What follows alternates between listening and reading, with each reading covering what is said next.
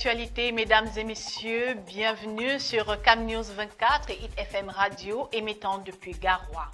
Comme à l'accoutumée, notre traditionnelle revue de presse vous sera détaillée par Ghislain Kougan. Merci Emeline Doudou Amadou. Démarrons par le quotidien Mutation à la une. Munitions, matériel militaire saisis des fois. En l'espace de 3 mois, les forces de sécurité et les services des douanes ont intercepté d'importantes cargaisons à Maroua et Ngaoundéré. Des opérations héroïques qui ne vont pas sans question. Page 5 du quotidien Mutation pour plus de détails. Toujours avec Mutation à la page 4, la mort d'un juste David Abouem Achoui n'est plus. Il est décédé hier selon le quotidien Mutation. Toujours avec Mutation, page 4 toujours, Douala, capitale économique du Cameroun. La mairie dévoile ses projets dans les colonnes du journal Mutation. Le tri-hebdomadaire d'Icalo à la une, courte électorale sortie des évêques, ce que Paul Biya aurait dit au leader de l'UDC, Thomas Nundam Djoya, révèle le contenu de ses échanges avec le chef de l'État lors de la cérémonie de présentation des vœux au Palais de l'Unité,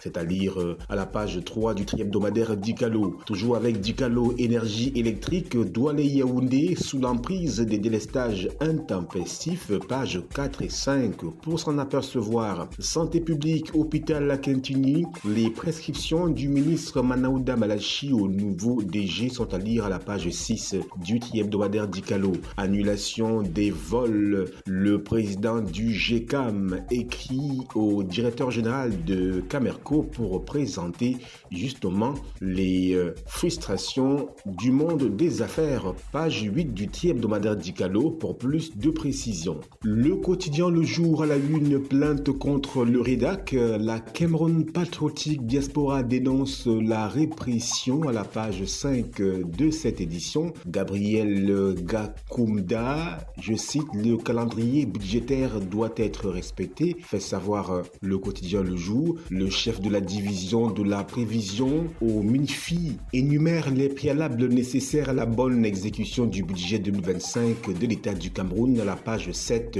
du quotidien Le Jour. Toujours avec Le Jour, transformation du cacao, une 5e usine inaugurée à Bankomo à Yaoundé, page 6 pour s'en apercevoir. L'info à chaud à la une, élection présidentielle au Cameroun, candidat de l'UPC, point d'interrogation à la page 9, il s'agit du professeur Baïbé qui nous est présenté. Contestation de la nomination de Rigobert Song Bahanak à la tête de l'équipe nationale de football de la République centrafricaine. Le gouvernement sourd face au son de la fédération, page 11 pour plus de détails. Nous parlons ici bien évidemment de la RCA. Défis actuels, nous sommes à la une. Louis-Paul Motazé, je cite, l'action du gouvernement sera orientée vers des projets visant à booster la productivité économique, fin de citation, soutien au Made in Cameroun, désenclavement des bassins de production, renforcement de l'offre d'énergie, modernisation du réseau routier, telles sont les mesures de stimulation de la productivité annoncées par le ministre des Finances le 15 janvier à Boya lors du lancement du budget 2025. À lire donc en pages 4 et 5 le discours du ministre des Finances dans les colonnes du journal Défi Actuel. Toujours avec Défi Actuel, filière blé, l'IRAD va bénéficier en 2025 d'une subvention annoncée il y a 3 ans, page 7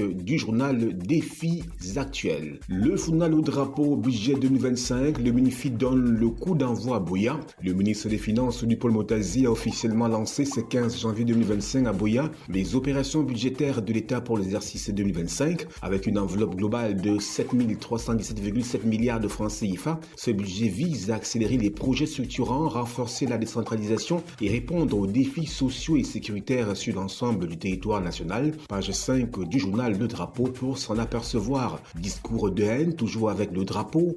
Les médias sous surveillance, page 2 de ce journal. Info Matin, sans transition, produit de grande consommation, là on parle de toute autre chose. Douala neutralise la janviose. C'est à la faveur de la continuité de l'opération spéciale de lutte contre la vie chère instruite par le chef de l'État, Paul Biya, est mise en œuvre par le gouvernement à travers le ministre du Commerce, Luc Magloire Mbarga Tangana, dans l'optique de soulager les ménages. Page 4 du journal Info Matin pour plus de précisions sur cette belle initiative. Le quotidien L'économie, rapprochement N'Djamena-Malabo, nous sommes en grande une. Conséquence sur le chiffre d'affaires des ports camerounais. Le Tchad a signé un accord de transport maritime et terrestre avec la Guinée équatoriale suite aux tracasseries rencontrées sur le corridor Douala-N'Djamena.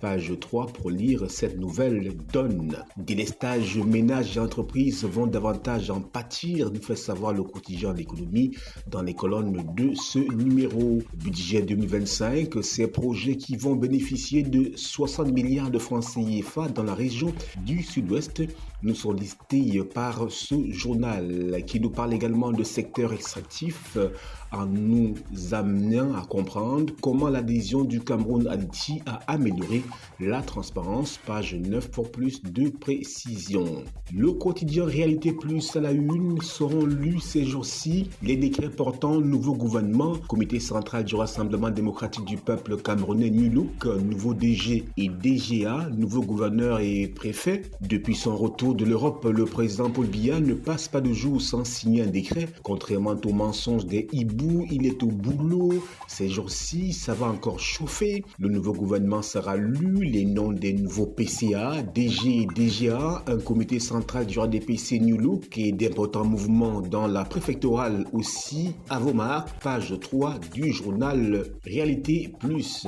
Le quotidien Réalité Plus à la une également, les Kotoko du Cameroun et d'ailleurs célèbrent leur culture du 23 au 25 janvier à Yaoundé. Le quotidien Émergence présidentielle 2025, opération blocage des candidatures de Maurice Kamto et Cabral Libi, le communiqué du secrétaire général du comité central du RDPC et bien d'autres éléments le démontrent. Page 5 du quotidien Émergence. Douala Maître Richard Tamfou devant le tribunal militaire, exercice 2025, le budget lancé à Boya, tout ceci est à lire dans les colonnes du journal Émergence qui nous parle également de matricule unique. Où en est-on? Le journal La Météo à la une MIGEF 2035, déjà 975 620 personnes formées au TIC par l'IAI Cameroun. Page 3, chiffre légendaire de jeunes, enfants et femmes atteints ce 15 janvier à Djohan dans la Damawa.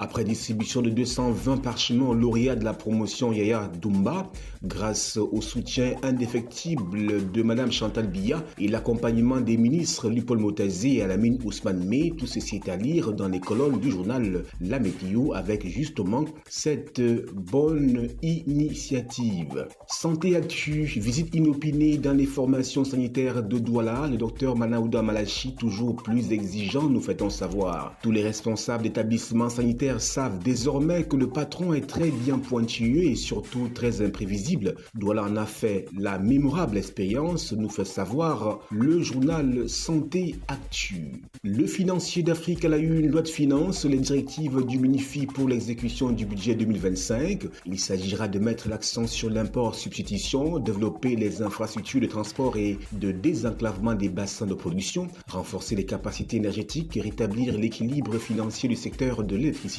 et poursuivre l'apurement de la dette intérieure de l'État, entre autres. Page 3 du journal Le Financier d'Afrique pour plus de détails sur les directives du MINIFI concernant l'exécution du budget 2025. Agroalimentaire, les initiatives du CTA pour booster le Made in Cameroun sont à lire dans les colonnes du journal Le Financier d'Afrique qui nous parle également de sous-traitance. 750 partenaires d'ENEOS partagent 1400 milliards de francs CFA. Comment cela se fait? Eh bien, direction Le Financier d'Afrique. Afrique centrale, les obstacles aux échanges intracommunautaires en CEMAC nous sont livrés par Le Financier d'Afrique.